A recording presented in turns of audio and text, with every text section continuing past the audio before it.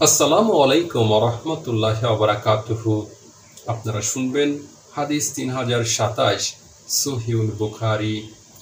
আবু হুরায়রা রাদিয়াল্লাহু তাআলা আনহু সূত্রে আল্লাহর রাসূল সাল্লাল্লাহু আলাইহি ওয়াসাল্লাম হতে বর্ণিত, তিনি বলেন, কিসরা ধ্বংস হবে, অতঃপর আর কিসরা হবে না, আর কায়সার অবশ্যই ধ্বংস হবে, অতঃপর আর কায়সার হবে না, এবং এটা নিশ্চিত যে তাদের ধনভাণ্ডার আল্লাহর পথে বণ্টিত হবে। আপনারা শুনেছেন হাদিস 3027। এখন শুনবেন 3028।